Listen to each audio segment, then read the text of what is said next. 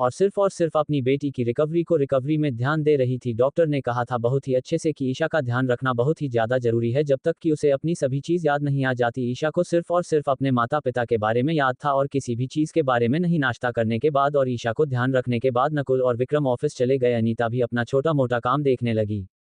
ईशा वहीं पर बैठ करके टीवी देख रही थी और उसके हाथ में फ्रूट की प्लेट थी और वह उसमें से धीरे धीरे करके खा रही थी और वह बहुत ही ज़्यादा बोर भी हो रही थी। तभी अनीता पर स्थान पर बाहर आए और उन्होंने ईशा से कहा, ईशा मैं शॉपिंग करने जा रही हूँ भी, दोस्तों के साथ थोड़ा प्लान बना है मेरा, चलोगे तुम मेरे साथ? चलो तुम्हें भी घुमा लाता हूँ, तुम्हारा भी घर में रह रहा है कि मन उब गया होगा। ईशा उसके साथ जाने के लिए तैयार हो गए क्योंकि वह घर में और कुछ कर भी नहीं सकती थी, इसलिए बाहर चल के घूम लेते हैं। और वैसे भी उसकी मम्मी के साथ जा ही रही थी, अगर उसे कुछ भी होगा तो वह तुरंत उसे अस्पताल लेकर चले जाएंगे। ईशा तुरंत अपने कमरे में गई और उसने एक जीन्स स्वेटशर्ट स्नीकर्स निकले और पहला और निकल पड़ी। ईशा के सर पर पट्टी की जगह बैंडेज लगा हुआ था और वह उसके लुक को कुछ ज्यादा हद तक खराब नहीं कर रहा था, सब ठीक ही नॉर्मल लग रहा था। फिर भी ईशा के सर पर पट्टी की जगह बैंडेज लगा हुआ था और वह उसके लुक को कुछ ज्यादा हद तक खराब नहीं कर रहा था, सब ठीक ही नॉर्मल लग रहा था। फिर भी ईशा मैं गाड़ी में अपनी मम्मी से पूछा, मम्मी मैं ठीक तो लग रही हूँ ना? अनीता ने मुस्कुराते देखा, तुम हर कपड़े में अच्छी लगती हो। अनीता के जवाब को सुनकर के ईशा मुस्कुराने लगी और उसने कहा, और आप झूठ भी बहुत अच्छा बोलती है,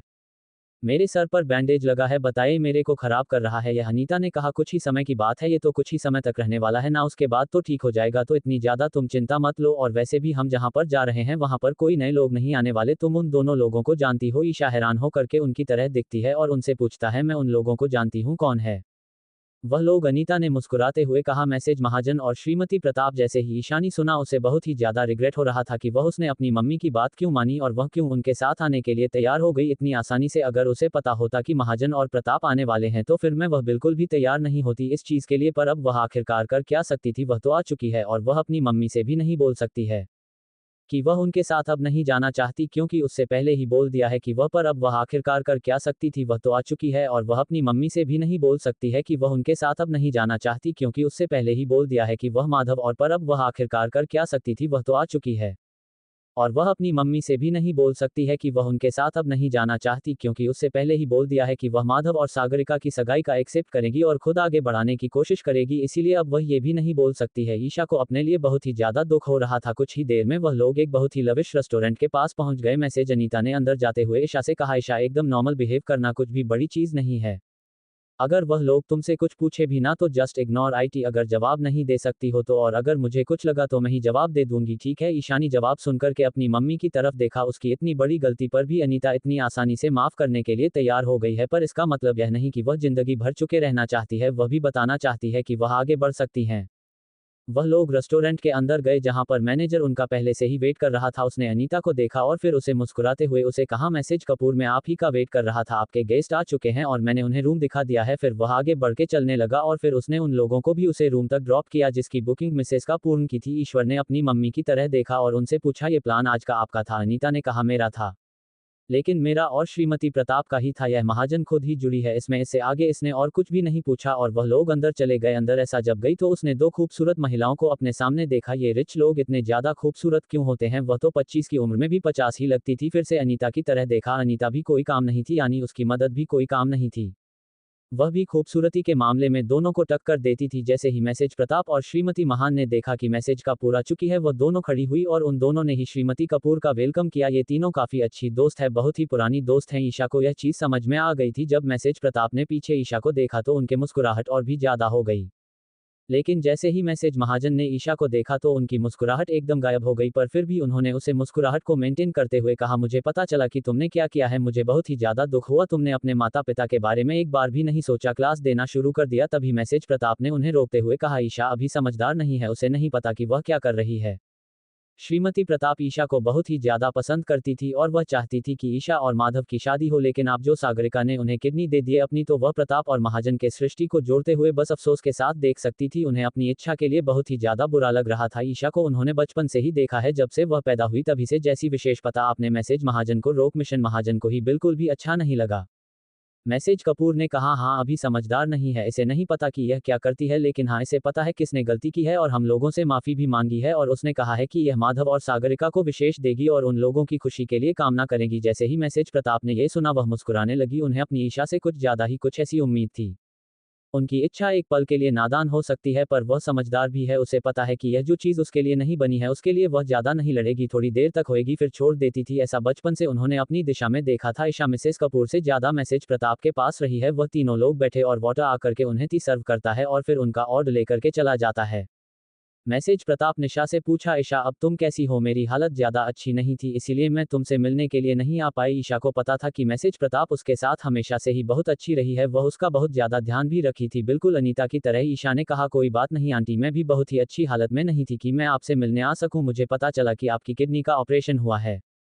अनीता ने फिर आगे कहा, हाँ, और इसीलिए तुम्हारी आंटी एक ग्रैंड पार्टी होस्ट का दिए ताकि वह अब ठीक हो चुकी है, इसीलिए आज से 3 से 4 महीने पहले मैसेज प्रताप का किडनी का ऑपरेशन हुआ था। अनीता को जब ये पता चला कि वह किडनी किसी और ने नहीं बल्कि महाजन परिवार की बेटी सागर का महाजन ने दी है तो उन्हें बहुत ही ज्यादा हैरानी हुई। शादी का भले ही 16 साल की उम्र में अपने परिवार को मिली हो पर वह किसी राजकुमारी से काम नहीं थी और वह इतना बड़ा बलिदान देने के लिए तैयार हो गई। उन्हें यकीन तो नहीं हो रहा था पर उन्हें करना पड़ा, इसीलिए मैसेज महाजन से अनीता ने पूछा, अब सागरिका कैसी है? उसकी तबीयत तो ठीक है ना? मैसेज महाजन ने मुस्कुराते हुए कहा, उसकी तबीयत बिल्कुल ठीक है और धीरे धीरे वह अब रिकवरी कर रही है। मैसेज प्रताप ने कहा, मुझे बिल्कुल भी यकीन नहीं हो रहा था जब मुझे होश आया कि वह किडनी किसी और ने नहीं बल्कि सागरिका ने दी है। सागरिका का शुक्र गुलाब में शायद जिंदगी भर रहूंगी। सागर का उन्हें बिल्कुल भी पसंद नहीं थी, बिल्कुल भी नहीं, लेकिन जस्ट बिकॉज का कि उसने अपनी किडनी दे दिए इसीलिए मैसेज प्रताप ने सोचा कि वह अब सागरिका को लेकर के जो उनके धरना उन्होंने बना ली थी उसको बदलेगी। सागरिका ने उनके लिए इतना कुछ किया है, अभी तक तो उसके बेटे के साथ उसकी शादी भी नहीं होता, वह किडनी देने को तैयार हो गई है। तो सोचो वह लड़की उसके बेटे से कितना ज्यादा प्यार करेगी। और ईशा ये सब मुस्कुराते हुए सुन रही थी, उसे समझ में नहीं आया था कि वह इन लोगों को क्या कहे। हालांकि सागर का ने गेम बड़ा अच्छा खेला है और पड़ी भी नहीं गई है। सबसे बड़ा बात यह है उसे क्या लग रहा है कि वह कभी नहीं पकड़ी जाएगी, बस एक गलती की देर है। सागर का तुम बहुत ही जल्द पकड़ी जाओगी। वह लोग आपस में बात कर रहे होते हैं, अनीता रहती है, तो तुम अब बिल्कुल ठीक हो तो पार्टी मोस्ट कर रही हूँ, ये बताओ पार्टी है कब और हमें इनविटेशन कब मिलने वाला है? वह तीन एक बहुत ही अच्छी दोस्ती, इसीलिए वह तीनों एक दूसरे के सामने वह तंत्रम वाली चीज और यह सब बिल्कुल भी नहीं करती थी, वह एकदम नॉर्मल फ्रेंड्स की तरह बात करते थे। मैसेज पता आपने कहा अभी प्लानिंग चल रही है, एक वीक आफ्टर ही मेरे ख्याल से पार्टी होनी चाहिए। इस सब की तैयारी खुद माधव कर रहा है। माधव बहुत ही ज्यादा खुश है जब से पता चला है कि मैं बिल्कुल ठीक हो चुकी हूँ। मैसेज मल्होत्रा की। मैसेज प्रताप की बात सुनकर के अनीता महाजन ने मुस्कुराने लगी। श्रीमती महाजन ने कहा, वह मुस्कुराहा, वह खुश होगा ही, नाम उसकी मम्मी ठीक हो चुकी है। तो तभी मैसेज महाजन का फोन बजता है। वह फोन निकाल करके अपने पास से देखती है कि वह फोन किसी और का नहीं बल्कि उनकी बेटी सागरिका का है। सागरिका का फोन देख करके वह मुस्कुराने लगती है और उठाते हुए कहती है, ये सागर का? हाँ हाँ, मैं इसी रेस्टोरेंट में हूँ, तो मना चाहती हो तो आ जाओ, रूम नंबर 10 आ जाओ, यहाँ पर हम तुम्हारा वेट कर रहे हैं। फिर वह सबसे माफी मांगते हुए कहती है, सागर का यहाँ पर आ गई है, मुझे माफ कर दीजिए, मैं आप लोग से बिना पूछे उसे इनवाइट कर लिया है। मैसेज प्रताप ने कहा, इसकी कोई जरूरत नहीं है, सागरिका मेरे परिवार की बहू है, अगर वह यहाँ आना चाहती है तो कोई दिक्कत नहीं है इसमें। ईशा देखना चाहती थी कि अब सागर का क्या करेगी, उसे सच पता चलेगा कि वह आ चुकी है या फिर नहीं। ईशा के दिल में एक्साइटमेंट भी थी, वह एक साथ में जो कि अपनी मौत का बदला लेने का था। मैसेज अनीता ने जब देखा कि इसे शांत बैठी हुई है, कुछ भी नहीं बोल रही है, तो उन्होंने ईशा के हाथ पैर हाथ रखते हुए उसे धीरे से पूछा, जो कि मैसेज महाजन या फिर मैसेज प्रताप को सुनाई ना दे। उन्होंने निशा से पूछा, ईशा क्या हो गया तुम्हें, तुम कुछ बोल क्यों नहीं रही हो और तुम्हारे माथे पर पसीना क्यों आ रहा है? निशा ने एकदम धीरे से कहा, मम्मी मैं उसे लड़की को देखना चाहती हूँ जिसे माधव भैया ने पसंद किया है, अब जो कि मुझे उनमें इंटरेस्ट चाहिए, तो मैं ये देखना चाहती हूँ कि क्या वह सही लड़की है कि नहीं। अंकित ने कहा, तुम्हें ज्यादा अपनी न घुसने की कोई जरूरत नहीं है। अच्छा लगा कि उनकी बेटी इतना अच्छा बोल रही है कि अब उसे इस सब चीज से फर्क नहीं पड़ता, लेकिन अगर वह इसमें काम इन्वॉल्व हो तो अच्छा रहेगा, पता नहीं कब उसकी फीलिंग्स वापस से जाग जाए और वह उल्टी सी भी हरकत कर बैठे तो वह लोग क्या करेंगे। उनकी बेटी बहुत ही मुश्किल से बची है, वह नहीं चाहते थे कि वह इस फालतू के काम में अपनी बेटी को दे। कुछ ही मिनट में सागर का वहां पर पहुंच गई। वह मुस्कुराते हुए मैसेज प्रताप से मिली और मैसेज कपूर से भी, फिर वह अपनी मम्मी के पास जाकर के बैठ गई। यह सब कुछ ऐसा देख रही थी, उसका मन कर रहा था कि वह उठे और अभी सागर का मुंह तोड़ दे। उसकी हिम्मत कैसे हुई उसके सामने आने की, पर उसने अपने आप पर काबू रखा। वह जानती थी कि यह वह वक्त नहीं है जब वह कुछ भी बोल सकती है और अपना बदला ले सकती है, उसे एक से ही मौके के इंतजार थी जब वह सागरिका को पूरी तरीके से गिरेगी और सागर का वहां पर कुछ भी नहीं कर पाएगी। सागर का में ईशा को देखा, ईशा कुछ भी नहीं बोल रही थी, बस उसे देख रही थी। मुस्कुराते सागरिका ने कहा, मैं तुम्हें जानती हूँ, तुम आंटी की बेटी हो ना? ईशा ने कहा, इससे ज्यादा समझदार जवाब मैं आज से पहले कभी नहीं सुना था, इसे खुद नहीं समझ में आ रहा। मैं आपके बारे में बहुत कुछ सुना है, मुझे पता चला कि आपने कितना बड़ा काम किया है, कोई अपने माता पिता के लिए बोल ना करें, जो आपने अपने लॉस के लिए किया है, आपने एक मिसाल कायम की है। ईशा ने मजाक उड़ाते हुए कपड़े इसका सम्मान करती है इस वजह से। मैसेज प्रताप ने सागर का हाथ पकड़ते हुए कहा, मुझे भी नहीं सागर का चाहिए, उम्मीद नहीं थी पर वह मेरी उम्मीदों पर खड़ी उतरी है, अब मुझे यकीन है कि मेरा माधव हमेशा इसके साथ खुश रहेगा। ईशा ये सुनकर के तरफ देखने लगी और सागर का ने शर्म से अपनी आंखें नीचे कर ली। वह बहुत ही ज्यादा खुश थी कि फाइनली जिसका उसे इंतजार था वह चीज होने वाली है उसकी और माधव की कुछ ही समय में सगाई होने वाली है। अभी तो उन्होंने पब्लिक में अनाउंसमेंट कर दी है कि वह लोग एंगेज्ड है, बट अभी असली में एंगेजमेंट नहीं हुई है। वह बस उसे दिन का इंतजार करिए जब माधव से प्रपोज करेगा और उससे एंगेजमेंट करेगा। पर वह बहुत अच्छे से जानती थी कि यह सब साक्षी की मदद के बिना बिल्कुल भी नहीं हो पाया है, और इसीलिए जब भी वह दिन वह याद करती है उसे बहुत ही ज्यादा खुशी होती है। उसे दिन उसका सब कुछ हो गया, महाजन परिवार भी, महाजन संपत्ति भी, और माधव भी, सब कुछ उसका हो गया। वह कभी भी यह नहीं चाहती थी कि सागर का उसके सर पर एक बम की तरह लड़की रहे। वह उसने बहुत ही ज्यादा मेहनत की थी महाजन परिवार में आने के लिए। कोई नहीं जानता उसकी मेहनत को, सिर्फ और सिर्फ वह जानती थी कि उसे कितनी ज्यादा मेहनत की है। और सागरिका, वह तो एक बेवकूफ थी जिसे अंधाधुंध तरीके से उसे पर भरोसा किया। उसे तो कभी पता ही नहीं चला कि वह पेंडेंट उसका था। उसने वह प्रेग्नेंट बहुत ही सफाई से चुराया था। साक्षिका को लगा कि कहीं गिर गया होगा। उसने कभी उसे ढूंढने की भी कोशिश नहीं की, क्योंकि अगर वह ढूंढने की कोशिश करती तो शायद उसे मिल जाता, पर उसने जाने दिया। उसे इन सब चीजों से फर्क नहीं पड़ता था। सबसे बड़ी बात तो ये थी कि उसे इस बात से फर्क नहीं पड़ता था कि उसका परिवार है या फिर नहीं। उसे सिर्फ और सिर्फ अपने सपनों से मतलब था, और उसने कब कई हद तक उसकी वजह से अपने सपने पूरे भी कर लिए थे। अगर वह ना होती तो शायद कभी भी साक्षी का अमेरिका जाने का सपना पूरा ना होता, और ना ही वहां जाकर के पढ़ने का, क्योंकि उसके पास इतने पैसे थे ही नहीं। डायरेक्ट साक्षी को अपने पास रखे हुए थे 18 साल की उम्र तक, और उसके बाद उन्होंने उसे आज़ाद कर दिया था। जो भी बच्चा 18 साल से पहले अडॉप्ट हो जाता है वह परिवार का हिस्सा बन जाता है, नहीं तो अनाथ आश्रम 18 के बाद उसे रिलीज कर देता है। वह बच्चा जो चाहे आप कर सकता है, अनाथ आश्रम की उसमें कोई जिम्मेदारी नहीं होगी। पर तभी साक्षी ने जाने से पहले डायरेक्ट की इजाजत दी थी कि वह अमेरिका जा रही है पढ़ने के लिए। और जब डायरेक्टर को पता चला था कि सारा खर्चा सागर का उठा रही है, तूने बहुत ही ज्यादा अच्छा लगा था। उन्होंने सागर का की तारीफ करते हुए कहा कि वह इतने बड़े परिवार में चली गई है, पर तब भी वह अपने भाई बहनों को बिल्कुल भी नहीं बोली, और सबसे बड़ी बात अपनी दोस्त को नहीं भूली है। सागरिका को अपनी झूठी तारीफ सुनकर के बहुत ही ज्यादा अच्छा लगा था। वह तो सिर्फ इतना चाहती थी कि साक्षी कभी भी महाजन परिवार के सामने ना आए, इसीलिए वहां जैन परिवार में चले जाने के बाद कभी भी उसे साक्षी को महाजन परिवार से नहीं मिल पाया, क्योंकि महाजन परिवार के लोगों से साक्षी का चेहरा काफी हद तक मिलता जुलता था। वह कभी नहीं चाहती थी कि महाजन परिवार को यह पता चले कि साक्षी उनकी बेटी है। ईशा देख रही थी कि सागर का कितनी ज्यादा खुश है। ईशा चुपचाप बैठी रही। उसने सागरिका को देखा जो कि श्रीमती प्रताप और मिश्र महाजन के बीच में बैठी हुई थी और बहुत ही ज्यादा खुश लग रही थी। ईशा को पता था कि वह दिन दो नहीं जब वह सब कुछ सागरिका से छीन लेगी। बस उसे अभी शांत होने की जरूरत है, क्योंकि अभी उसके पास कोई भी अच्छा प्लान नहीं है। सागरिका ईशा की तरफ अच्छी और से पूछता है, तुम्हारी तबीयत अब कैसी है? सागरिका को पता था कि ईशा जो है माधव से प्यार करती थी, और जैसे ही माधव और उसके एंगेजमेंट की बात से पता चली उसे सुसाइड करने की कोशिश की थी। ईशा ने कहा, मैं बिल्कुल ठीक हूँ ईशा, और सागरिका ने उसके बाद बात बिल्कुल भी नहीं की। ईशा चुपचाप अपना खाना खा रही थी।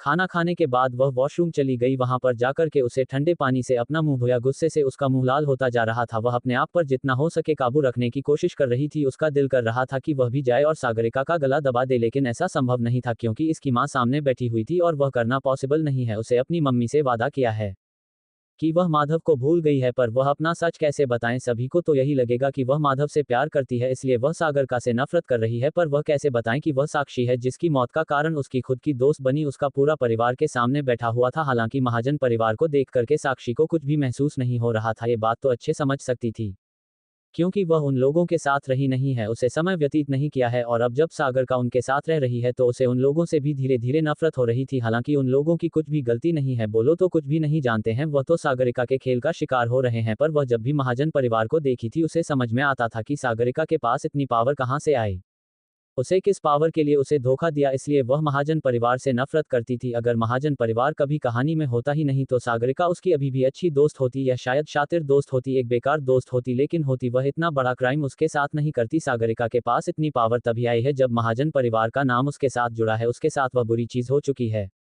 वह उनका कुछ नहीं कर सकती, बस उसे शांत होने की जरूरत है और अपना बदला लेने की जरूरत है। तभी बाथरूम का दरवाजा खुलता है और सागरिका बाथरूम में आती है। ईशा उसे देखते हैं और पूरी तरीके से इग्नोर करती है। सागर का आगे आता है और अपना हाथ होते हुए ईशा से कहती है, क्या हो गया ऐसा, तुम्हारा चेहरा इतना ज्यादा लाल क्यों हो रहा है? सागरिका को लग रहा था कि वह उसकी वजह से गुस्से में आ गई है, इसीलिए इसका चेहरा लाल हुआ है। ईशा से सागरिका ने पूछा, सागर का क्या हो गया, तुम कुछ बोल क्यों नहीं रही हो? इंसानों से पूरी तरीके से इग्नोर किया। अभी इसकी मम्मी और मैसेज प्रताप यहाँ पर नहीं है तो फिर उसे सागर का एंटरटेन करने की कोई जरूरत नहीं है। सागरिका ने मुस्कुराते हुए देखा, इसे मुझे पता है कि तुम्हारे दिल में क्या चल रहा है, पर मैं तुमसे एक ही बात कहना चाहूंगी ईशा, माधव सिर्फ मेरे हैं।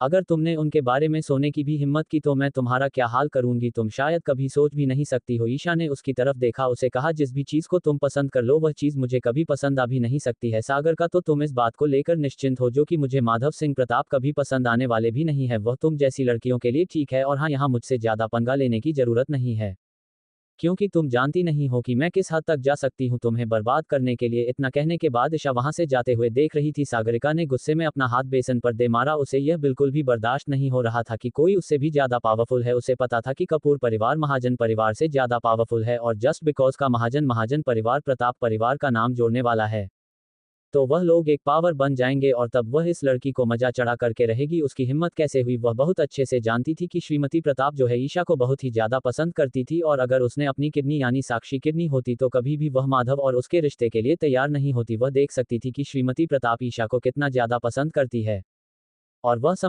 कुछ समय के बाद ईशा और माधव की शादी भी करवा देता, क्योंकि निशा बहुत ज्यादा पसंद थी अपने माधव के लिए। पर अब कहानी पूरी तरीके से पलट चुकी है। सागरिका ने एक लंबी सांस ली। वह जब रूम में वापस आई तो उसे देखा कि ईशा चुपचाप बैठकर अपना खाना खा रही है। वह खतरनाक दिशा लगी ही नहीं रही है, जो कि कुछ मिनट पहले वॉशरूम में लग रही थी। सागर का भी आकर के मैसेज महाजन के पास बैठ गई।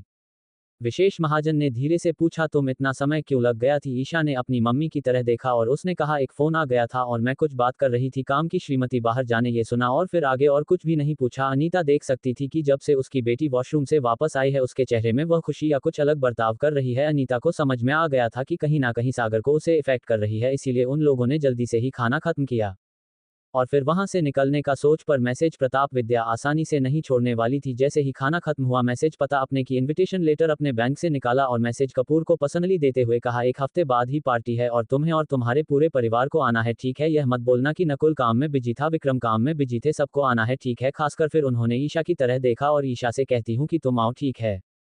ईशा ने मुस्कुराते हुए शेर हमें हिला दिया। वह अपनी आंटी को कैसे मना कर सकती थी? इस बात बहुत अच्छे से पता थी कि मैसेज प्रताप उसे बहुत ही ज्यादा पसंद करती हैं। फिर थोड़ी देर और बात करने के बाद अनीता और मैसेज प्रताप निकल गई। उनके कुछ ही मिनट में सागरिका और श्रीमती महाजन भी निकल गई। सागर का नहीं, अपनी मम्मी से गाड़ी में पूछा, वही लड़की है ना जिससे माधव के लिए सुसाइड किया था? मैसेज महाजन ने कहा, लेकिन आप उसे समझ में आ चुका है। अनीता ने तो ये था यकीन दिलाया है कि ईशा को कोई दिलचस्पी नहीं है, क्योंकि उसे लगता है कि माधव और वह कंपैटिबल नहीं थे। बाद में जब भी उसने ये सब चीज की तो उसे समझ में आई कि जो चीज उसकी है ही नहीं उसके लिए वह लड़ रही थी। मुझे बहुत ही अच्छा लगा कि यह लड़की पहले ही समझ गई और इससे कुछ भी उल्टी सीध हरकत नहीं की तुम्हारी और माता के रिश्ते को बर्बाद करने के लिए। हरकत नहीं की तुम्हारी और माता के रिश्ते को बर्बाद करने के लिए। सागरिका, हरकत नहीं की तुम्हारी और माता के रिश्ते को बर्बाद करने के लिए।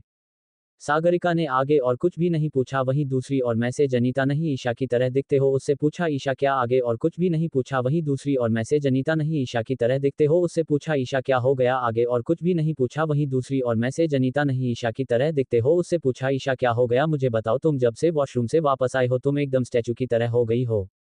विशेष महाजन ने धीरे से पूछा, तुम इतना समय क्यों लग गया थी? ईशा ने अपनी मम्मी की तरह देखा और उसने कहा, एक फोन आ गया था और मैं कुछ बात कर रही थी काम की। श्रीमती बाहर जाने ये सुना और फिर आगे और कुछ भी नहीं पूछा। अनीता देख सकती थी कि जब से उसकी बेटी वॉशरूम से वापस आई है उसके चेहरे में वह खुशी या कुछ अलग बर्ताव कर रही है। अनीता को समझ में आ गया था कि कहीं ना कहीं सागर को उसे इफेक्ट कर रही है, इसीलिए उन लोगों ने जल्दी से ही खाना खत्म किया और फिर वहां से निकलने का सोच। पर मैसेज प्रताप विद्या आसानी से नहीं छोड़ने वाली थी। जैसे ही खाना खत्म हुआ मैसेज पता अपने की इनविटेशन लेटर अपने बैंक से निकाला और मैसेज कपूर को पर्सनली देते हुए कहा, एक हफ्ते बाद ही पार्टी है और तुम्हें और तुम्हारे पूरे परिवार को आना है, ठीक है? यह मत बोलना कि नकुल काम में बिजी था, विक्रम काम में बिजी थे, सबको आना है, ठीक है? खासकर फिर उन्होंने ईशा की तरह देखा और ईशा से कहती हूँ कि तुम आओ, ठीक है?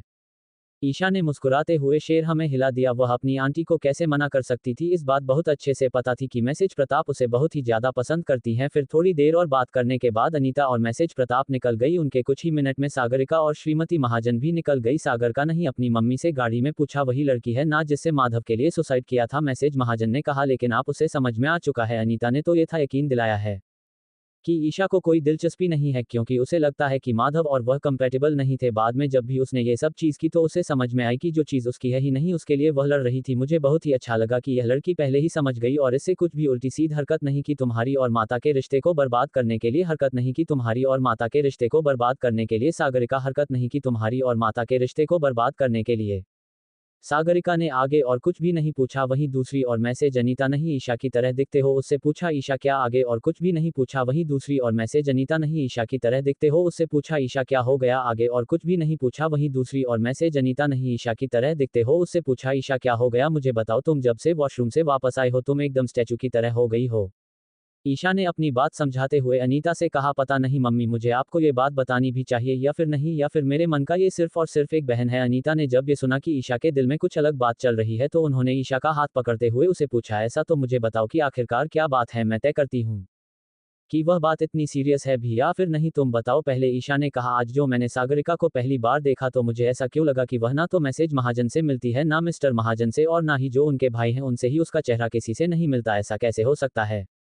अब जैसे मेरा चेहरा आपसे पापा से और भैया से थोड़ा वह सब सही मिलता जुलता है लेकिन उसका किसी से भी नहीं मिलता। ऊपर से मैंने देखा कि उसके कान के पीछे एक तिल है, लेकिन जब मैं मैसेज महाजन के कान के पीछे देखा तो उनके कान के पीछे हो सकता है, या फिर मतलब मुझे समझ में नहीं आ रहा, हो सकता है कि सागरिका अपने पर्यटन फैमिली की जगह मेटल फैमिली से ज्यादा मिलती जुलती हो। बस मम्मी मुझे ये समझ में नहीं आ रही कि आखिर क्या ऐसा हो कैसे सकता है। श्रीमती कपूर ने जब ईशा की बात को सुना तो उन्होंने ईशा का हाथ पकड़ते हुए कहा, उसका चेहरा चाहे किसी से भी मिले तो मैं चीज को मत सोचो ईशा, क्योंकि तुम जितना उसमें दिमाग लगाओगे उतना ही तुम्हारे लिए अच्छा नहीं होगा।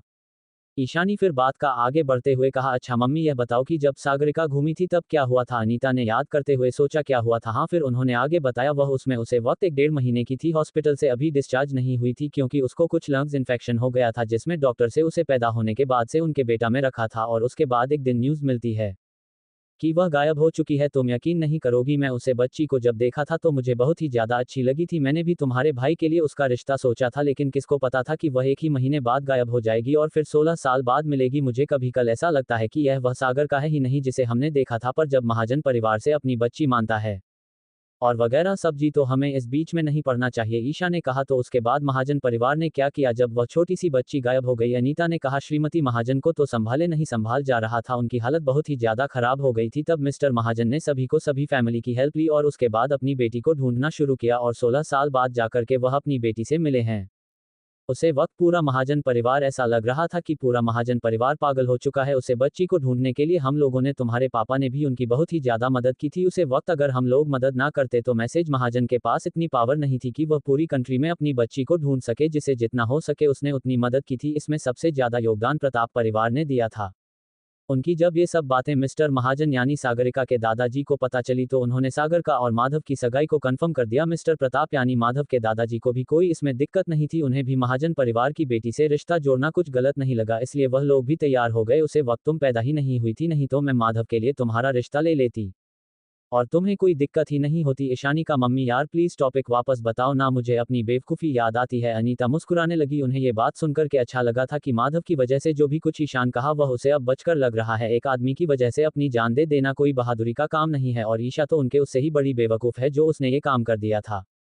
अनीता ने हंसते हुए कहा, क्यों अब माधव का नाम नहीं सुना? ईशानी का, मम्मी मैं माधव का, या तो मैं माधव को मार दूंगी या खुद को मार दूंगी, इसका नाम मत लिया करो यार आप मेरे सामने। बहुत ही ज्यादा गुस्सा आता था माधव का नाम सुन करके। माधव की माँ की वजह से यानी मैसेज बताओ की वजह से ही उसे अपनी जान गंवा थी, लेकिन आज वह मैसेज प्रताप से मिली तो पता नहीं कि वह उनसे नफरत नहीं कर पा रही थी, क्योंकि माधव और उसकी माँ तो इसमें पूरे के पूरे बेकसूर थे। उन्हें थोड़ी ना पता है कि एक लड़की की जान लेकर के सागर का ने उनका किडनी दी है, पर वह क्या करें। अब जब ईशा को गुस्से में देखा मैसेज कपूर नहीं तो उन्होंने आगे और कुछ भी नहीं कहा। वह जानती थी क्या कर उनकी बेटी एक बार गुस्से में आ गई तो उसे संभालना बहुत ही ज्यादा मुश्किल हो जाएगा उनके लिए। वह अपनी बेटी को बहुत अच्छे से जानती थी।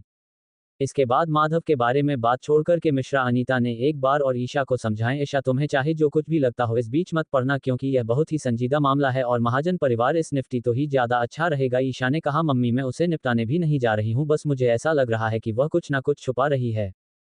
अनीता को समझ में नहीं आ रहा था कि वह ईशा को कौन से शब्दों में समझाएं। वह इतनी बार बोल चुकी है कि इस चीज को छोड़ दो, लेकिन निशा को समझ में ही नहीं आ रहा है। ईशा को पता था कि उसकी माँ से बात करना काफी ज्यादा मुश्किल है और वह अपनी माँ को शायद कभी यह सब चीज समझ भी नहीं पाएगी, इसलिए उसने सोचा कि उसे कुछ और ही रास्ता अपनाना पड़ेगा। पर वह रास्ता क्या होगा? वहीं दूसरी ओर जब मैसेज प्रताप घर पहुंची तो माधव पहले ही ऑफिस से आ चुका था। मैसेज प्रताप सोफे पर बैठ करके थोड़ा सा आराम कर रही थी, वह थोड़ा जल्दी ही थक जाती है। तभी माधव नीचे आया और उसे अपनी मम्मी का हाथ पकड़ते हुए उनसे कहा, आपको कितनी बार कहा है कि यह सब काम नौकरों से करवा लिया कीजिए, आपको क्या जरूरत थी लोगों को पर्सनली इनवाइट करने की, श्रीमती प्रताप ने कहा। लेकिन मैसेज कपूर हमारी फ्रेंड है और हमारे लिए करना जरूरी था। माधव ने कहा, मुझे बता देती। देखिए अब आप थक गई ना। श्रीमती प्रताप ने कहा, अरे ये तो छोटी सी बात है, जल्दी ठीक हो जाऊंगी। तुम ये बताओ आज तुम जल्दी कैसे आ गए। माधव ने कहा, मैं जल्दी नहीं आया हूँ, मुझे यहाँ से थोड़ा काम करना है, इसीलिए मैं घर जल्दी आ गया हूँ। काम तो मुझे अभी भी करना ही है। मैसेज पता। आपने कहा, अब जब तुम्हारी और सागरिका की शादी तय हो गई है तो तुमने इस बारे में क्या सोचा है। माधव ने जैसी सागरिका का सवाल सुन उसने तुरंत ही अपनी नजर अपनी मम्मी से फेर ली। वह जानता था कि वह अपनी मम्मी को शायद कभी सच बता ही नहीं पाएगा कि वह सागरिका से शादी नहीं करना चाहता। सागरिका से शादी करना उसकी मजबूरी बनता जा रहा था और धीरे धीरे उसके दिल का बोझ भी। मैसेज बताओ आप नहीं। जब मानव का ऐसा बर्ताव देखा तो वह समझ गई। उन्होंने एक लंबी सांस ली और माधव से कहा, माधव तुम्हें जितना ज्यादा समय लेना है ले लो, लेकिन उसे लड़की ने हमारे ऊपर एक उपकार किया है और उसका बदला हमें चुकाना ही पड़ेगा। मैं खुद भी नहीं चाहती कि तुम्हें कैसी शादी में बंद हो जिसमें तुम प्यार नहीं करते हो, इसलिए जितना समय चाहिए सागरिका को जानो, उसके साथ समय व्यतीत करो और अपने जीवन और अपनी इस रिलेशनशिप को सफल बनाने की कोशिश करो। मैं जानती हूँ यह आसान नहीं होगा जब तुम लड़की से प्यार नहीं करते हो, पर अगर तुम कोशिश भी नहीं करोगे तो यह अच्छी बात नहीं है ना। माधव ने कहा, हाँ ठीक है, मैं सबको समझ गया, अब आप इसमें मुझे ज्यादा मत बताइए। क्योंकि माधव सागरिका के बारे में सुना ही नहीं चाहता था। उसके दिल में क्या था वह खुद भी नहीं जानता। क्या उसे सागरिका को मौका देना चाहिए, पर अगर सागरिका नहीं होती तो उसकी मम्मी की प्रॉब्लम कभी सॉल्व ही नहीं होती। सागरिका उनके घर में एक एंजल की तरह मानी जाती है, लेकिन वह क्या करें। वह जब इस अफ्रीका को देखा था उसे ऐसा लगता था कि वह किसी डेविल को देख रहा है। श्रीमती प्रताप को पता था कि वह माधव को ज्यादा नहीं समझ सकती है। माधव अपने फैसले खुद ही लेता है, इसीलिए उन्होंने उसे उसके हाल पर ही छोड़ना सही समझा। वैसे भी सागरिका और माधव को किसी न किसी दिन से शादी करनी पड़ेगी, क्योंकि दोनों परिवार इस चीज के लिए राजी हो चुके हैं। और अगर आप माधव अपना नाम इस चीज से खींचना है तो ये प्रताप परिवार के शान पर एक दाग की तरह होगा। इसलिए मुझे प्रताप ने माधव को वहीं छोड़ और वह खुद कमरे में चली गई। उन्हें पता था कि वह अपने बेटे के साथ एक नाइंसाफी कर रही है, पर वह और कुछ भी नहीं कर सकती है क्योंकि यह फैसला लेने से पहले माधव ने उनसे एक बार भी नहीं पूछा था। उसे तो सिर्फ और सिर्फ उनकी तबीयत को देखा और उन्हें जल्दी से ठीक करने का उसे पर भूत सवार था। तो अब ये भूत उतरा नहीं जा सकता इतनी जल्दी। माधव को इसका सॉल्यूशन खुद ही ढूंढना पड़ेगा। वहीं दूसरी ओर ईशा अपनी गैलरी में बैठे को सोच रही थी, तभी उसका भाई कमरे में आता है और देखता है कि ईशा बहुत ही गहन विचार में लग रही है। वह ईशा के पास जाता है, उसके कंधे पर हाथ रखते हुए कहता है, क्या हो गया, अब कौन सी खिचड़ी तुम्हारे दिमाग में पक रही है। ईशा ने अपने भाई को देख पहले तो वह डर गई कि किसका हाथ आ गया उसके कंधे पर फिर जब उसे नकुल को देखा तो उसे एक लंबी सांस ली और कहा, भाई प्लीज मुझे डराना बंद करो, आपको पता है कितनी ज्यादा डर चुकी हूँ, चलो बताओ कि क्या खिचड़ी पड़ी है तुम्हारे दिमाग में। ईशानी का कोई खिचड़ी नहीं पक रही है, तुम्हारी दिमाग में कुछ ऐसी खिचड़ी पक रही है जो हम लोगों को बहुत ही देर तक परेशान करने वाली है, तो मुझे जल्दी बता दो मेरी प्यारी बहन। चलो चलो इतनी नौटंकी भी मत करो। ईशा ने कहा, अगर मैं आपको बताऊंगी भी तो आप भी मुझे मम्मी की तरह शांत कर देंगे, तो मैं क्या ही बताऊं आपको। ईशा ने एक छोटे बच्चों की तरह नाटक करते हुए कहा। ना कॉल ने कहा, क्या तुम भूल गई हो जब मम्मी पापा तुम्हारा साथ नहीं देते तो तुम्हारा भाई तो होता है जो तुम्हारा साथ देता है। तो चलो बताओ मुझे, ईशा ने कहा, लेकिन आपको बताऊंगी ना तो आप फिर से मुझे बोलोगे कि तुम माधव पर ध्यान दे रही है तो तू ये कर रही है, लेकिन सच में यह बात है तो उसने मुझे बात की क्या बात है, तुम मुझे डिसाइड करने दे। ईशा ने एक लंबी सांस ली और फिर उसने कहा, मुझे ऐसा लगता है कि सागरिका महाजन परिवार की बेटी नहीं है नकुल जैसी। यह सुना वह शॉक हो गया। विशेष महाजन ने धीरे से पूछा, तुम इतना समय क्यों लग गया थी। ईशा ने अपनी मम्मी की तरह देखा और उसने कहा, एक फोन आ गया था और मैं कुछ बात कर रही थी काम की। श्रीमती बाहर जाने ये सुना और फिर आगे और कुछ भी नहीं पूछा। अनीता देख सकती थी कि जब से उसकी बेटी वॉशरूम से वापस आई है उसके चेहरे में वह खुशी या कुछ अलग बर्ताव कर रही है। अनीता को समझ में आ गया था कि कहीं ना कहीं सागर को उसे इफेक्ट कर रही है, इसीलिए उन लोगों ने जल्दी से ही खाना खत्म किया और फिर वहां से निकलने का सोच पर मैसेज प्रताप विद्या आसानी से नहीं छोड़ने वाली थी। जैसे ही खाना खत्म हुआ मैसेज पता अपने की इनविटेशन लेटर अपने बैंक से निकाला और मैसेज कपूर को पर्सनली देते हुए कहा, एक हफ्ते बाद ही पार्टी है और तुम्हें और तुम्हारे पूरे परिवार को आना है, ठीक है। यह मत बोलना कि नकुल काम में बिजी था, विक्रम काम में बिजी थे, सबको आना है, ठीक है। खासकर फिर उन्होंने ईशा की तरह देखा और ईशा से कहती हूँ कि तुम आओ, ठीक है।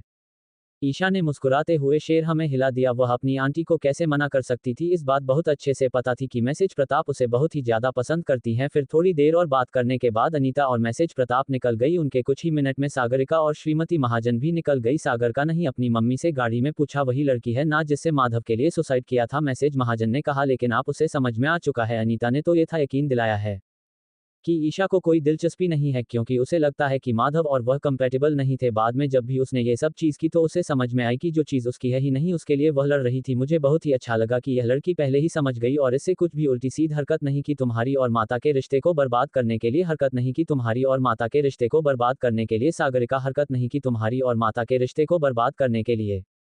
सागरिका ने आगे और कुछ भी नहीं पूछा। वहीं दूसरी ओर मैसेज अनीता नहीं ईशा की तरह दिखते हो उससे पूछा। ईशा क्या आगे और कुछ भी नहीं पूछा। वहीं दूसरी ओर मैसेज अनीता नहीं ईशा की तरह दिखते हो उससे पूछा। ईशा क्या हो गया आगे और कुछ भी नहीं पूछा। वहीं दूसरी ओर मैसेज अनीता नहीं ईशा की तरह दिखते हो उससे पूछा। ईशा क्या हो गया मुझे बताओ, तुम जब से वॉशरूम से वापस आए हो तुम एकदम स्टैचू की तरह हो गई हो। ईशा ने अपनी बात समझाते हुए अनीता से कहा, पता नहीं मम्मी मुझे आपको ये बात बतानी भी चाहिए या फिर नहीं, या फिर मेरे मन का ये सिर्फ और सिर्फ एक बहन है। अनीता ने जब ये सुना कि ईशा के दिल में कुछ अलग बात चल रही है तो उन्होंने ईशा का हाथ पकड़ते हुए उसे पूछा, ऐसा तो मुझे बताओ कि आखिरकार क्या बात है, मैं तय करती हूँ कि वह बात इतनी सीरियस है भी या फिर नहीं, तुम बताओ पहले। ईशा ने कहा, आज जो मैंने सागरिका को पहली बार देखा तो मुझे ऐसा क्यों लगा कि वह ना तो मैसेज महाजन से मिलती है ना मिस्टर महाजन से और ना ही जो उनके भाई हैं उनसे ही उसका चेहरा किसी से नहीं मिलता। ऐसा कैसे हो सकता है? अब जैसे मेरा चेहरा आपसे, पापा से और भैया से थोड़ा वह सब सही मिलता जुलता है लेकिन उसका किसी से भी नहीं मिलता। ऊपर से मैंने देखा कि उसके कान के पीछे एक तिल है, लेकिन जब मैं मैसेज महाजन के कान के पीछे देखा तो उनके कान के पीछे हो सकता है, या फिर मतलब मुझे समझ में नहीं आ रहा, हो सकता है कि सागरिका अपने पर्यटन फैमिली की जगह मेटल फैमिली से ज्यादा मिलती जुलती हो। बस मम्मी मुझे ये समझ में नहीं आ रही कि आखिर क्या ऐसा हो कैसे सकता है। श्रीमती कपूर ने जब ईशा की बात को सुना तो उन्होंने ईशा का हाथ पकड़ते हुए कहा, उसका चेहरा चाहे किसी से भी मिले तो मैं चीज को मत सोचो ईशा, क्योंकि तुम जितना उसमें दिमाग लगाओगे उतना ही तुम्हारे लिए अच्छा नहीं होगा।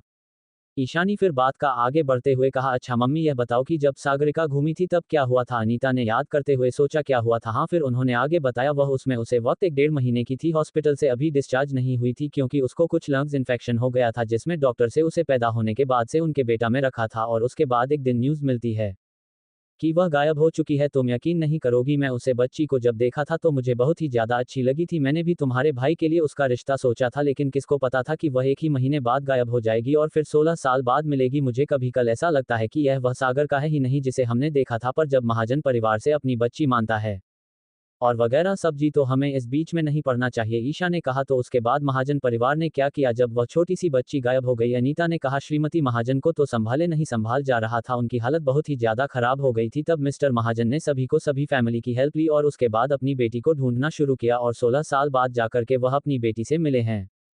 उसे वक्त पूरा महाजन परिवार, ऐसा लग रहा था कि पूरा महाजन परिवार पागल हो चुका है। उसे बच्ची को ढूंढने के लिए हम लोगों ने, तुम्हारे पापा ने भी उनकी बहुत ही ज्यादा मदद की थी उसे वक्त। अगर हम लोग मदद ना करते तो मैसेज महाजन के पास इतनी पावर नहीं थी कि वह पूरी कंट्री में अपनी बच्ची को ढूंढ सके। जिसे जितना हो सके उसने उतनी मदद की थी। इसमें सबसे ज्यादा योगदान प्रताप परिवार ने दिया था। उनकी जब ये सब बातें मिस्टर महाजन यानी सागरिका के दादाजी को पता चली तो उन्होंने सागर का और माधव की सगाई को कंफर्म कर दिया। मिस्टर प्रताप यानी माधव के दादाजी को भी कोई इसमें दिक्कत नहीं थी, उन्हें भी महाजन परिवार की बेटी से रिश्ता जोड़ना कुछ गलत नहीं लगा, इसलिए वह लोग भी तैयार हो गए। उसे वक्त तुम पैदा ही नहीं हुई थी, नहीं तो मैं माधव के लिए तुम्हारा रिश्ता ले लेती और तुम्हें कोई दिक्कत ही नहीं होती। ईशानी का, मम्मी यार प्लीज टॉपिक वापस बताओ ना, मुझे अपनी बेवकूफ़ी याद आती है। अनीता मुस्कुराने लगी। उन्हें ये बात सुनकर के अच्छा लगा था कि माधव की वजह से जो भी कुछ ईशान कहा वह उसे अब बचकर लग रहा है। एक आदमी की वजह से अपनी जान दे देना कोई बहादुरी का काम नहीं है और ईशा तो उनके उससे ही बड़ी बेवकूफ़ है जो उसने ये काम कर दिया था। अनीता ने हंसते हुए कहा, क्यों अब माधव का नाम नहीं सुना? ईशानी का, मम्मी मैं माधव का, या तो मैं माधव को मार दूंगी या खुद को मार दूंगी, इसका नाम मत लिया करो यार आप मेरे सामने। बहुत ही ज्यादा गुस्सा आता था माधव का नाम सुन करके। माधव की माँ की वजह से यानी मैसेज बताओ की वजह से ही उसे अपनी जान गंवा थी, लेकिन आज वह मैसेज प्रताप से मिली तो पता नहीं कि वह उनसे नफरत नहीं कर पा रही थी, क्योंकि माधव और उसकी माँ तो इसमें पूरे के पूरे बेकसूर थे। उन्हें थोड़ी ना पता है कि एक लड़की की जान लेकर के सागर का ने उनका किडनी दी है, पर वह क्या करें। अब जब ईशा को गुस्से में देखा मैसेज कपूर नहीं तो उन्होंने आगे और कुछ भी नहीं कहा। वह जानती थी कि अगर उनकी बेटी एक बार गुस्से में आ गई तो उसे संभालना बहुत ही ज्यादा मुश्किल हो जाएगा उनके लिए। वह अपनी बेटी को बहुत अच्छे से जानती थी। इसके बाद माधव के बारे में बात छोड़कर के मिश्रा अनीता ने एक बार और ईशा को समझाएं, ईशा तुम्हें चाहे जो कुछ भी लगता हो इस बीच मत पड़ना, क्योंकि यह बहुत ही संजीदा मामला है और महाजन परिवार इस निपटी तो ही ज्यादा अच्छा रहेगा। ईशा ने कहा, मम्मी मैं उसे निपटाने भी नहीं जा रही हूँ, बस मुझे ऐसा लग रहा है कि वह कुछ ना कुछ छुपा रही है। अनीता को समझ में नहीं आ रहा था कि वह ईशा को कौन से शब्दों में समझाएं। वह इतनी बार बोल चुकी है कि इस चीज को छोड़ दो, लेकिन निशा को समझ में ही नहीं आ रहा है। ईशा को पता था कि उसकी माँ से बात करना काफी ज्यादा मुश्किल है और वह अपनी माँ को शायद कभी यह सब चीज समझ भी नहीं पाएगी, इसलिए उसने सोचा कि उसे कुछ और ही रास्ता अपनाना पड़ेगा।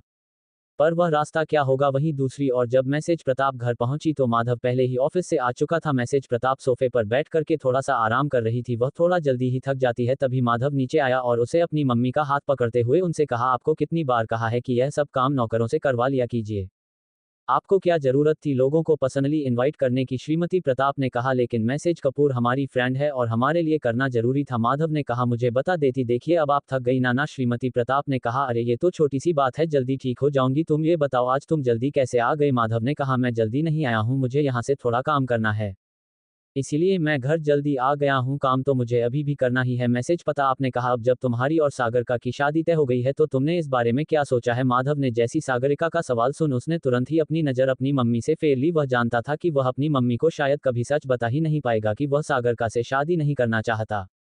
सागरिका से शादी करना उसकी मजबूरी बनता जा रहा था और धीरे धीरे उसके दिल का बोझ भी। मैसेज बताओ आप नहीं। जब मानव का ऐसा बर्ताव देखा तो वह समझ गई। उन्होंने एक लंबी सांस ली और माधव से कहा माधव तुम्हें जितना ज्यादा समय लेना है ले लो, लेकिन उसे लड़की ने हमारे ऊपर एक उपकार किया है और उसका बदला हमें चुकाना ही पड़ेगा। मैं खुद भी नहीं चाहती कि तुम्हें कैसी शादी में बंद हो जिसमें तुम प्यार नहीं करते हो, इसलिए जितना समय चाहिए सागरिका को जानो, उसके साथ समय व्यतीत करो और अपने जीवन और अपनी इस रिलेशनशिप को सफल बनाने की कोशिश करो। मैं जानती हूँ यह आसान नहीं होगा जब तुम लड़की से प्यार नहीं करते हो, पर अगर तुम कोशिश भी नहीं करोगे तो यह अच्छी बात नहीं है ना। माधव ने कहा हाँ ठीक है, मैं सबको समझ गया, अब आप इसमें मुझे ज्यादा मत बताइए। क्योंकि माधव सागरिका के बारे में सुना ही नहीं चाहता था। उसके दिल में क्या था वह खुद भी नहीं जानता। क्या उसे सागरिका को मौका देना चाहिए, पर अगर सागरिका नहीं होती तो उसकी मम्मी की प्रॉब्लम कभी सॉल्व ही नहीं होती। सागरिका उनके घर में एक एंजल की तरह मानी जाती है, लेकिन वह क्या करें। वह जब इस अफ्रीका को देखा था उसे ऐसा लगता था कि वह किसी डेविल को देख रहा है। श्रीमती प्रताप को पता था कि वह माधव को ज्यादा नहीं समझ सकती है। माधव अपने फैसले खुद ही लेता है, इसीलिए उन्होंने उसे उसके हाल पर ही छोड़ना सही समझा। वैसे भी सागरिका और माधव को किसी न किसी दिन से शादी करनी पड़ेगी, क्योंकि दोनों परिवार इस चीज के लिए राजी हो चुके हैं। और अगर आप माधव अपना नाम इस चीज से खींचना है तो ये प्रताप परिवार के शान पर एक दाग की तरह होगा। इसलिए मुझे प्रताप ने माधव को वहीं छोड़ और वह खुद कमरे में चली गई। उन्हें पता था कि वह अपने बेटे के साथ एक नाइंसाफी कर रही है, पर वह और कुछ भी नहीं कर सकती है क्योंकि यह फैसला लेने से पहले माधव ने उनसे एक बार भी नहीं पूछा था। उसे तो सिर्फ और सिर्फ उनकी तबीयत को देखा और उन्हें जल्दी से ठीक करने का उसे पर भूत सवार था। तो अब ये भूत उतरा नहीं जा सकता इतनी जल्दी। माधव को इसका सॉल्यूशन खुद ही ढूंढना पड़ेगा। वहीं दूसरी ओर ईशा अपनी गैलरी में बैठे को सोच रही थी, तभी उसका भाई कमरे में आता है और देखता है कि ईशा बहुत ही गहन विचार में लग रही है।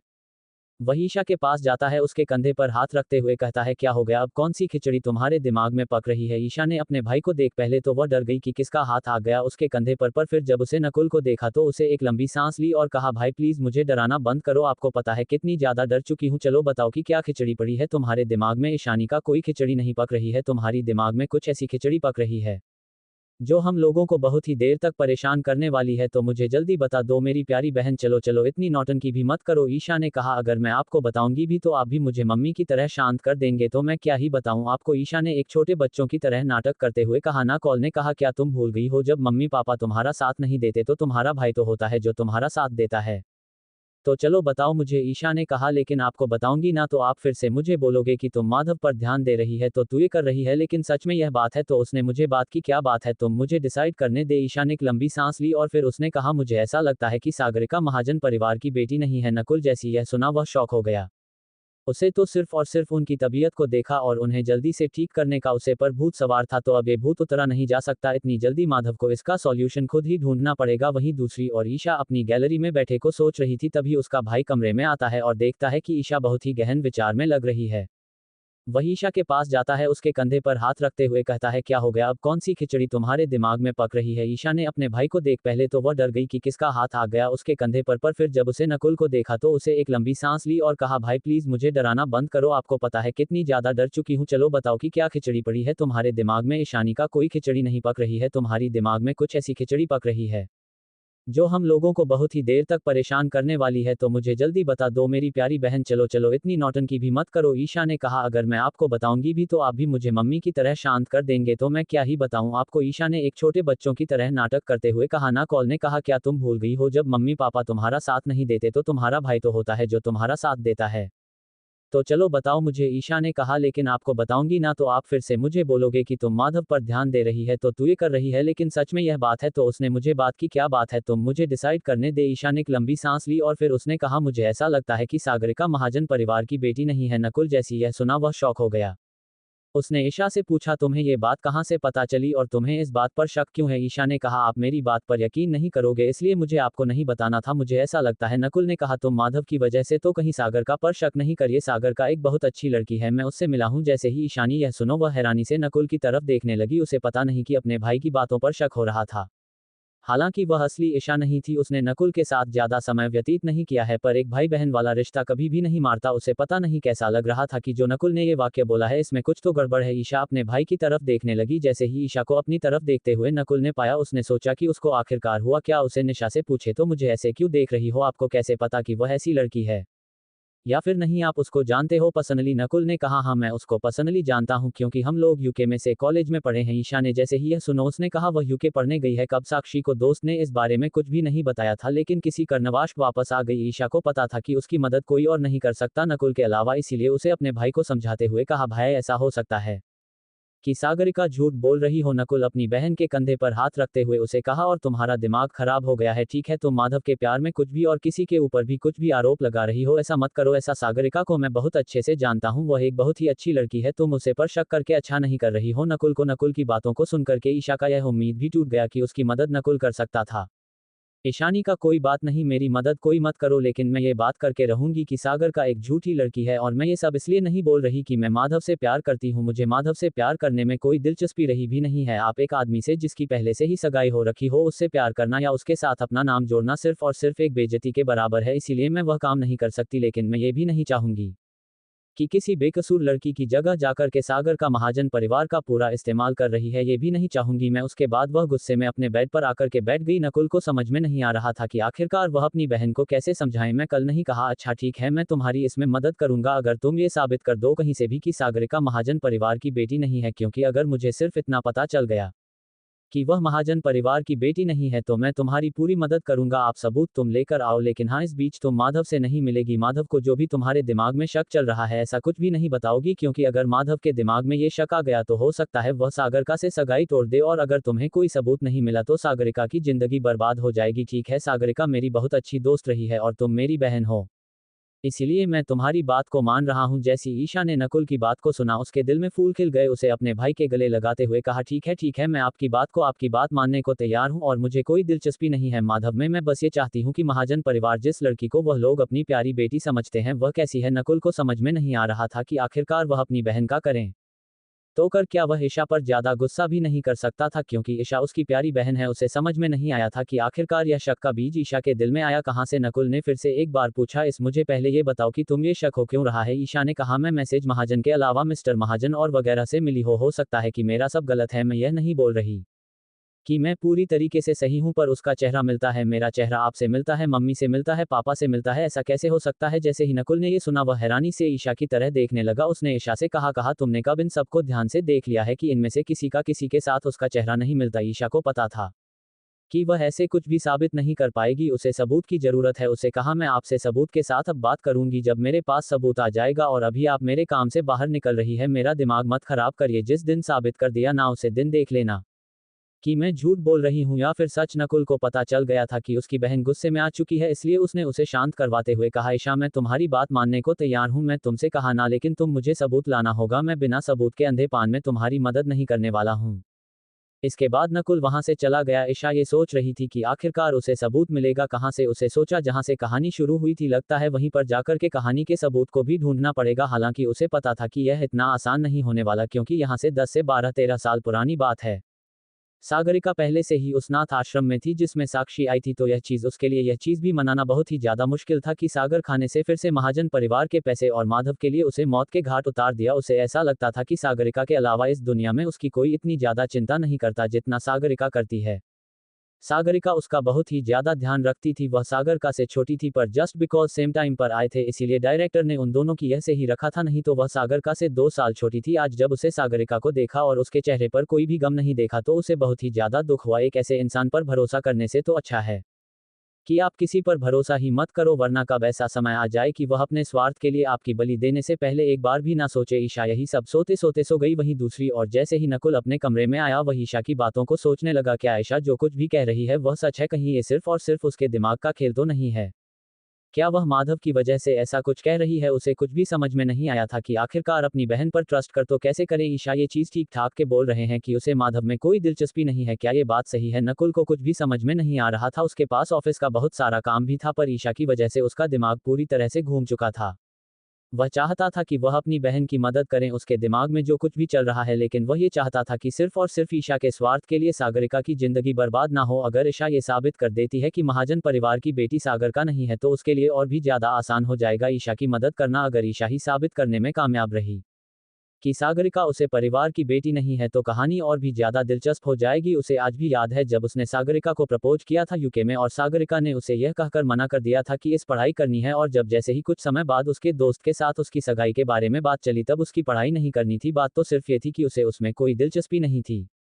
और तब से नकुल सागरिका से नफरत करता है। वह अपनी फीलिंग्स को दबा करके रखना चाहता था, इसीलिए इस बारे में किसी और को भी नहीं पता है और सागरिका ने भी इस बारे में किसी से कुछ भी नहीं कहा क्योंकि वह अपनी इमेज को अच्छा रखना चाहती थी। कहीं उसकी बहन जो कुछ भी कह रही है वह सच तो नहीं है। उसे भी ऐसा लगता था कि सागरिका जो बाहर से दिखती है वैसी है नहीं, उसके दिमाग में कुछ और चल रहा होता और जुबान पर कुछ और होता है, आंखें कुछ और कहती हैं और करती कुछ और है। नकुल ये सोच रहा था कि वह क्या करें। दोनों भाई बहन एक उलझन में थे, क्या वह एक दूसरे की मदद करें या फिर इस कहानी को ऐसे ही छोड़ दें। नकुल ऐसा बिल्कुल भी नहीं करना चाहता था। उसे सागरिका से सच्चा प्यार किया था। उसके पास किस चीज की कमी थी जो चीज माधव के पास है?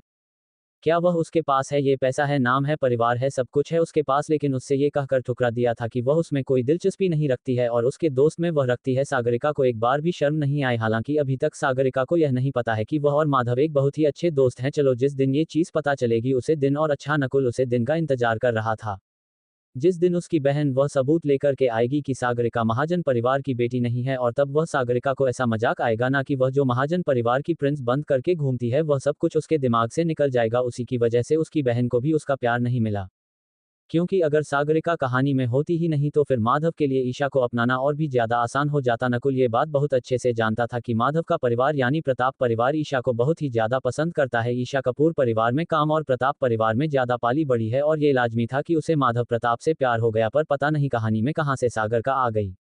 नकुल के लिए तो इस बात पर भी यकीन करना मुश्किल है कि सागरिका ने अपनी एक किडनी माधव प्रताप की मम्मी यानी मैसेज प्रताप को दे दी। वह एक जो सेल्फिश लड़की है, क्या वह ऐसा कर सकती है? नकुल के लिए इस बात पर यकीन करना थोड़ा मुश्किल था। हो सकता है कि माधव से शादी करने के लिए सागरिका ने ऐसा किया भी हो। अगली सुबह ईशा ने यह ऐलान कर दिया कि अब वह घर में और ज्यादा आराम नहीं करेगी और कॉलेज जाएगी। अनीता ने जब इस बारे में सुना तो उसने ईशा से कहा, ऐसा क्या तुम पूरी तरीके से ठीक हो गई हो? मुझे तो नहीं लगता, देखो सर पर अभी पट्टी बंदी भी। और अनीता ने जब इस बारे में सुना तो उसने ईशा से कहा, ऐसा क्या तुम पूरी तरीके से ठीक हो गई हो? मुझे तो नहीं लगता, देखो सर पर अभी पट्टी बंदी भी और तुमको अभी भी कॉलेज जाना है। अगर किसी ने मार दिया ना तो हो गया काम। इसने कहा, मम्मी मैं वहां पढ़ने जा रही हूँ यार, हाथ पैर तुड़वानी नहीं। ईशा को वैसे बहुत अच्छा लगता था कि यह पूरा परिवार उसकी कितनी ज्यादा फिक्र करता है। अगर कुछ बातों को छोड़ दे कि सभी को उसके ऊपर शक है कि वह माधव से प्यार करती है कि आखिरकार नहीं करती, वह ऐसा नहीं है जिसे उन लोगों ने बड़ा किया हो। वह साक्षी है, कोई भी यकीन नहीं करने वाला है, इसीलिए इस चीज सच को बोलना ही बेकार है। हालांकि यह सच कभी ना कभी तो सामने आएगा, क्योंकि अगर उसे सागरिका का साथ सामने लाना है तो साक्षिका का सच आना सामने जरूरी है। विक्रम अपनी बेटी की विक्रम अपनी बेटी की तरफ देखते हैं और से पूछते हैं, तुम पूरी तरीके से श्योर हो ना? ईशा ने कहा, पापा यार मैं ठीक हूँ, अब मुझे नहीं रहना घर में, और मेरी मम्मी, मेरी वजह से मम्मी का भी ऑफिस का कितना ज्यादा काम छूट रहा है। विक्रम ने फिर नकुल की तरह देखा, उसे कहा, तुम जाकर के ईशा को कॉलेज छोड़कर आओगे और उसके बाद ऑफिस जाओगे? नकुल यहाँ में से हिलाया, उसे इस बात से कोई दिक्कत नहीं थी। ईशा को इस बात का कोई डर नहीं था कि उसका विश्वास करता भी है या एफआईआर नहीं, क्योंकि उसे पता था कि कैसे इस्तेमाल करना है, बात को साबित करना है कि सागरिका कैसी लड़की है। वाह, या नहीं जानती थी कि वह कैसे करने वाली है, पर उसके दिमाग में एक उम्मीद तो थी कि वह अपना आप बदला जरूर लेकर के रहेगी ना। कोई उसको समझने के बाद अपने कमरे में चला गया। परीक्षा की बातें उसके दिमाग में घूम रही थी, वही दूसरी या ईशा भी यही सोच रही थी कि आखिर वह कैसे साबित करें कि सागर का क्या है, कौन है और उसकी वजह से क्या क्या चेला है। इस समय परेशान ईशा सो गई। इसे समाज में नहीं एक रहा था कि आखिरकार वह क्या करें, ऐसा क्या करें। उसके अंदर सेल्फ कॉन्फिडेंस के भी बहुत ज्यादा काम थी। उसे लगता था कि शायद नहीं कर पाएगी और जिंदगी भर ऐसा ही चीज में घुटती रह जाएगी, और भगवान ने जो इस्तेमाल किया, दूसरा मौका दिया है, वह सब बेकार हो जाएगा। भगवान ने उसे दूसरा मौका नहीं दिया है ताकि वह यह सब सोचने में समय व्यर्थ करें। एक अच्छे प्लान की जरूरत है, उसे इस्तेमाल करें। सबसे पहले ढूंढना होगा कि आखिर ईशा को ये कैसे पता चला कि सागरा का साक्षी एक अच्छे अमीर परिवार की बेटी है, यानी महाजन परिवार की बेटी है, क्योंकि इस्तेमाल तो इस बारे में कभी कुछ पता ही नहीं था और उसका पास जो वह लॉकेट था वह भी कभी इस्तेमाल नहीं मिला। करके पता करना चाहिए कि आखिर यह सब के है पीछे क्या वजह है। कहीं कोई ऑफिस में से तो नहीं मिला वादा सागरिका को वहां भेजने में। वही दूसरी और सागरिका अपने कमरे में बैठ करके तैयार हो रही थी। वह बहुत ही ज्यादा उत्साहित थी मिसेज प्रताप की पार्टी में जाने के लिए। वहां एक से एक ड्रेस देख रही थी और ज्वेलरी देख रही थी। तभी उसकी मम्मी यानी मैसेज माधवी प्रताप अंदर में और उनका सागर का तैयारी कर रही है।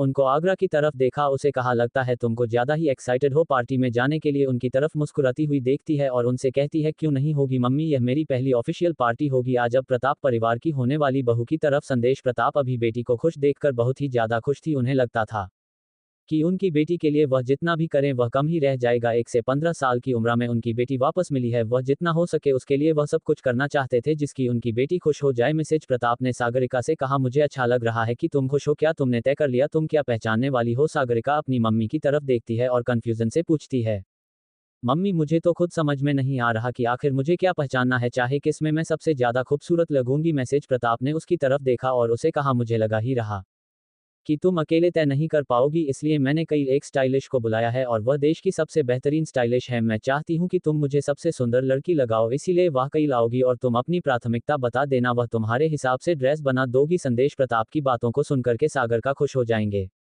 संदेश का उपयोग करें। प्रताप से कहा mummy you are the best, you know what I want. Message Pratap ने उसकी तरफ देखा और से कहा अगर मुझे नहीं पता होगा तो किसे पता होगा, अब तुम इस बात का परेशान होना छोड़ो। एफआईआर पता नहीं कहां से अचानक के दिमाग मैसेज प्रताप के दिमाग में आया। उनको सागरिका की तरफ देखा और से कहा सागर का मैं तुमसे पूछता हूं, चाहती थी तुम्हारी वाह दोस्त है ना, उसका क्या नाम था? एफआईआर उन्हें कुछ सोचा और कहा हंसाक्षी। वाह कैसी है, तुमने उसके बारे में कुछ बचिट ही नहीं कहीं, इतना समय हो गया। जैसे ही साक्षी का नाम मैसेज प्रताप के मुंह से सागरिका ने सुना उसकी आंखें बड़ी हो गई, उसके चेहरे पर घबराहट दिख रही थी। मैसेज प्रताप उसकी तारफ नहीं देख रही थी, वह सागरिका का समन समेट रही थी, इसलिए उन्हें सागरिका के चेहरे पर बदलते हुए हाव भाव को नहीं देखा। एफआईआर जब वह पीछे सागरिका ने अपने चेहरे के एक्सप्रेशन को ठीक कर लिया, वह बिल्कुल भी नहीं चाहती थी कि संदेश बताओ उसके चेहरे पर आए हुए घबराहट को देख सके, इसलिए जैसा ही मैसेज बता पीछे मुड़ी उसने अपने चेहरे पर जो अभिव्यक्ति से उन्हें ठीक किया और संदेश प्रताप से कहा मम्मी कुछ भी नहीं, वह बिल्कुल ठीक है और यह वक्त अमेरिका में है, मेरी उससे बेचिट होना बिल्कुल कम हो गई है।